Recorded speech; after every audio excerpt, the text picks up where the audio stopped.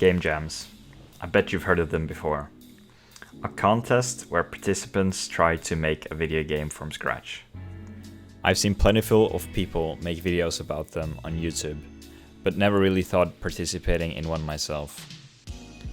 I was casually browsing my YouTube feed when I saw that one was being hosted by Brackeys right at that moment. And as I had nothing better to do, I thought it would be a nice challenge for me. The jam had over 9,000 participants, and the theme was Stronger Together. And the deadline was in 1 week. I grabbed the closest pen and paper and started writing down ideas related to the theme. The idea of making a survival game popped into my mind pretty quickly, where the player had to get help from NPCs to be able to beat the game. After some more brainstorming, I came to a conclusion where the player would be on an island with an incoming tsunami. In order to survive, you have to build a tower by collecting wood and stone from trees and rocks. There would be NPCs on the island, which can help you collect materials faster. And by the way, if you're enjoying the video so far, please leave a like. It would help me out a lot. Alright, it was time to start programming. I started up Unity and created a new project. I also made a Trello board so I could keep track of my progress. As it was my first game jam, I wanted to search for some assets on the asset store. But wait, what's this? 53 euros? Wait, these all cost money. Wait, what? What is this? Oh wait, look, there's this button here. Look, there we go. This is more like it. This is what we want.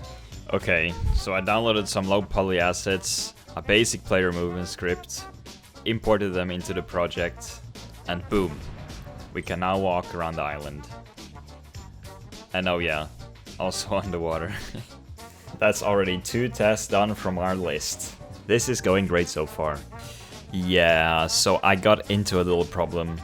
The island is too small, and I can't get the edges to line up correctly. The only solution I could think of was going into Blender and making one big island that I can then use as my map. After I did that, I finally had a decently sized island, which I was satisfied with. And that marked the end of day 1. Day 2, and we already made some more progress. I added some trees to the island, which you can chop down, as well as a progress bar to show the progress. I then made it so that the tree would turn into a log when chopped down. You can then bring the log to this workbench, where it can be turned into planks. So I could now chop down trees, but there was still one big part of the game that I was missing, and that was the tsunami. I couldn't find any good low poly tsunami models, so the only solution was that I had to make one myself. So I went into Blender and did my best to try to make one.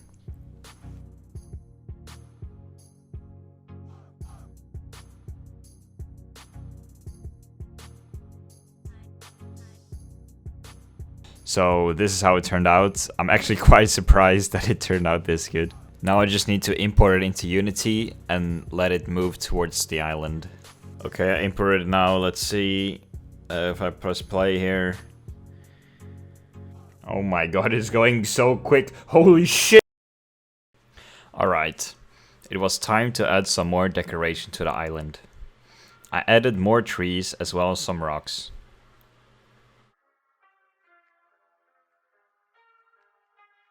I also put a fence around the island, which took way too long, by the way. It was time to add some NPCs. At first I was kind of worried that it would be way too difficult to get the AI to work, but it turned out to actually be kind of easy. All you had to do was generate a nav mesh for the train and connect it to the NPC. You could then just send the destination to the NPC and it would navigate towards it by itself. Here I made it so that the NPC would go towards the closest tree. As I was reading through the Unity documentation, I found this really useful script that sends the NPC to a point where you are clicking. So if you don't mind, I'll just take this little bad boy. Alright, so the function seems to be working. When I click here, you can see that the NPC walks to the destination pretty well.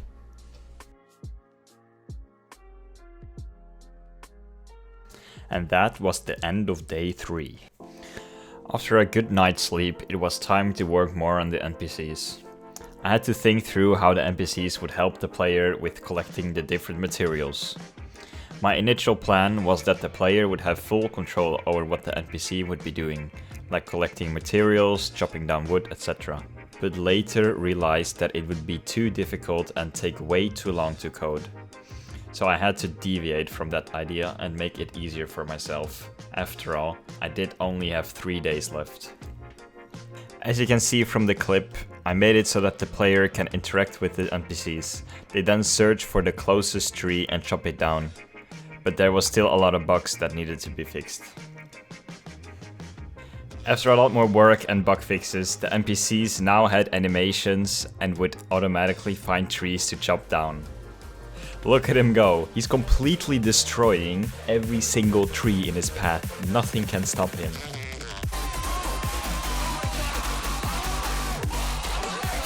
Anyway, I didn't manage to do any work on day 5 as I was busy with school, but the deadline was approaching.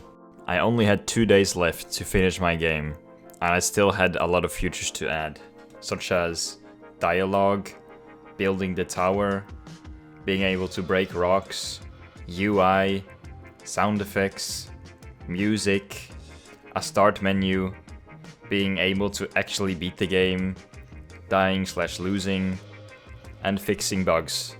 I was going to need to speed things up if I wanted to have a finished game before the deadline. I started off the day with designing the tower that the player would build in order to survive. I found this cool wireframe material that I could add to the bricks that would indicate that it was there the tower will be built. I added pillars and stairs to the tower. It needed to be higher than the tsunami, so it got pretty big. I had to have a way to visualize your progress, so I decided to add a UI in the top right which displayed how much you needed for each resource. I also made a chest where the player would put the resources in. The idea was when you had enough stone and wood, the tower would appear. I then added a feature to mine the rocks around the island, and finally also added dialogue to the NPCs.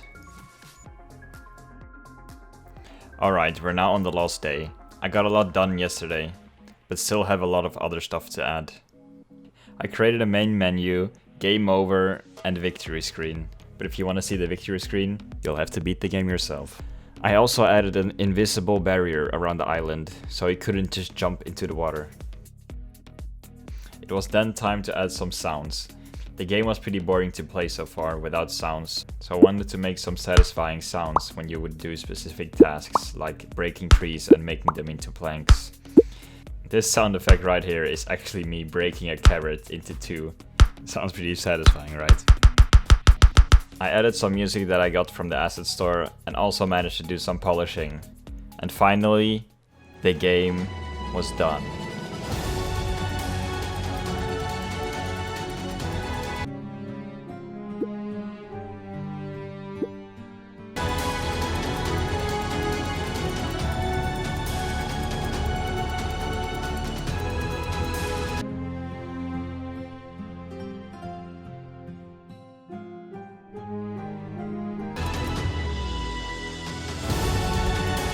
Anyway, the gameplay might not have turned out as fun as I thought it would, but the most important part was that I managed to finish it in time.